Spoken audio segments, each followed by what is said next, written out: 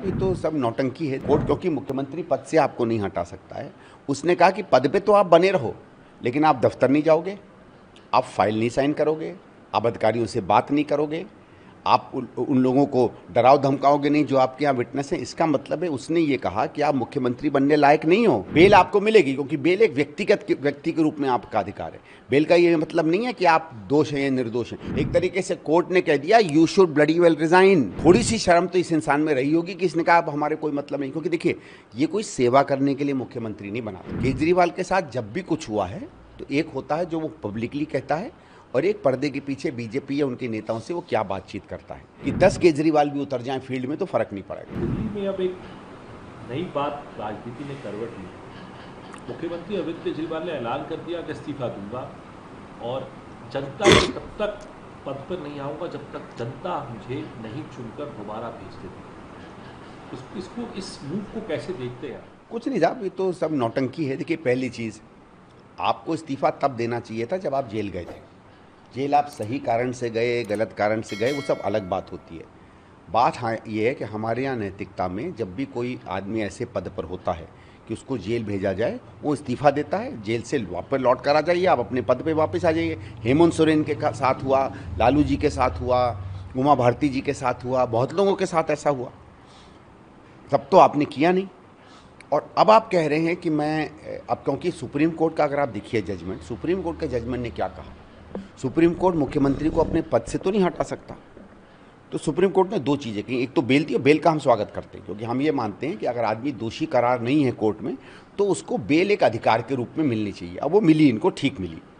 लेकिन कोर्ट ने क्या कहा, कोर्ट क्योंकि मुख्यमंत्री पद से आपको नहीं हटा सकता है, उसने कहा कि पद पे तो आप बने रहो, लेकिन आप दफ्तर नहीं जाओगे, आप फाइल नहीं साइन करोगे, आप अधिकारियों से बात नहीं करोगे, आप उन लोगों को डराओ धमकाओगे नहीं जो आपके यहाँ विटनेस है। इसका मतलब है उसने ये कहा कि आप मुख्यमंत्री बनने लायक नहीं हो, क्योंकि अगर आप फाइल नहीं दिख रहे, अगर आप दफ्तर नहीं जा रहे तो आप काम अपना नहीं कर रहे, मतलब काम करने को आपको रोक लगा दी। तो ये सुप्रीम कोर्ट ने कहा कि हमारे पे आपके खिलाफ हम नो कॉन्फिडेंस का मोशन पास कर रहे हैं। बेल आपको मिलेगी क्योंकि बेल एक व्यक्ति के रूप में आपका अधिकार है। बेल का ये मतलब नहीं है कि आप दोष हैं या निर्दोष हैं, क्योंकि बलात्कारियों को भी बेल मिलती है, हत्या के आरोप में जो आरोपित होते हैं उन्हें भी मिलती है, बाद में आरोपित भी घोषित हो जाते हैं। तो ये मतलब नहीं है कि बेल का कि कोई आप निरपराध हैं। तो एक तो ये कि कोर्ट ने ये कहा कि मैं आप पे भरोसा नहीं है। देखिए वहीं हेमंत सोरेन को जब बेल मिलती है तो कोई कंडीशन नहीं लगाई जाती है। इसका मतलब है कोर्ट को ये विश्वास था कि हेमंत सोरेन जी के खिलाफ जो केस है उसमें मूलतः कुछ नहीं है। इनके खिलाफ क्या कहा, आप फाइल नहीं छुएंगे, आप अधिकारियों से बात नहीं करेंगे, आप दफ्तर नहीं जाएंगे, मतलब है आप मुख्यमंत्री पद के लायक नहीं हो या मुख्यमंत्री का कोई भी काम नहीं करोगे। एक तरीके से कोर्ट ने कह दिया you should bloody well resign. Sorry, मैं ये शब्द इस्तेमाल कर रहा हूँ, ये जान के इस्तेमाल कर रहा हूँ क्योंकि ये शब्द का एक प्रभाव, ये कहा कोर्ट ने। उसके बावजूद थोड़ी सी शर्म तो इस इंसान में रही होगी कि इसने कहा अब हमारे कोई मतलब नहीं, क्योंकि देखिए ये कोई सेवा करने के लिए मुख्यमंत्री नहीं बना था, ये मेवा के लिए बना था। आप फाइल बिना साइन किए जनता में रह के भी सेवा कर सकते हैं। फाइलें तब चाहिए जब मेवा चाहिए। इसलिए मुझे मालूम था कि ये इस्तीफा देंगे और इस समय कुछ पॉलिटिकली इनको सूट भी करता है।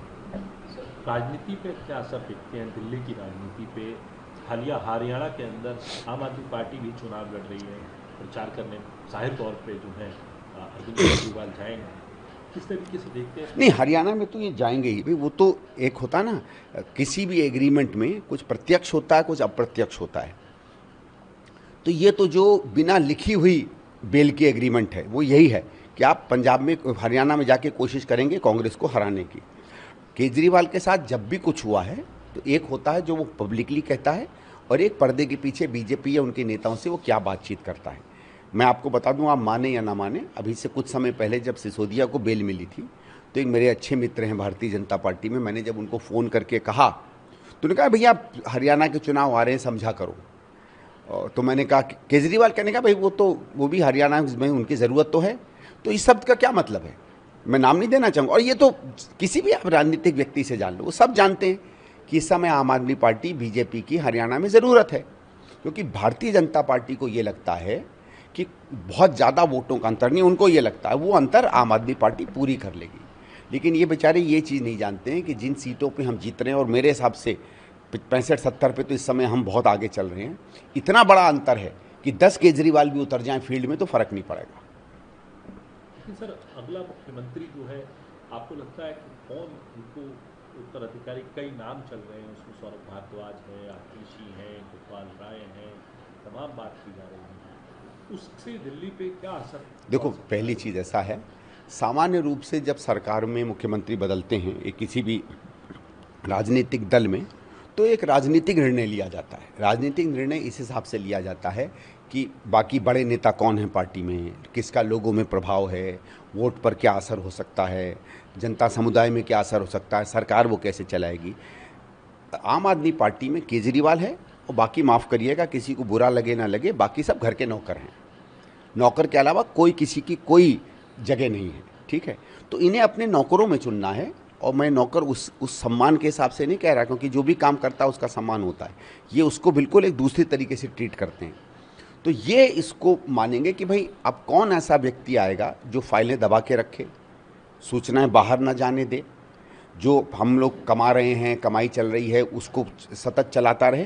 क्योंकि ये सत्ता का हस्तांतरण नहीं है, ये एक बिजनेस कंपनी के शेयर्स का हस्तांतरण है। आम आदमी पार्टी बिजनेस कंपनी है, पैसा बनाने की कंपनी है, ठीक है, और कुछ नहीं है, ठीक है। तो पार्टी में आप सत्ता के चलाने का या प्रशासन के चलाने के अधिकार का हस्तांतरण करते हो, यहाँ शेयर्स का हस्तांतरण हो रहा है। तो ये चाहते हैं कि शेयर्स नाम में तो मेरे रहें, लेकिन रजिस्ट्री किसी और के नाम पर हो जाए। तो ये ऐसा व्यक्ति चुनेंगे जो भले रजिस्ट्री अपने नाम पे कर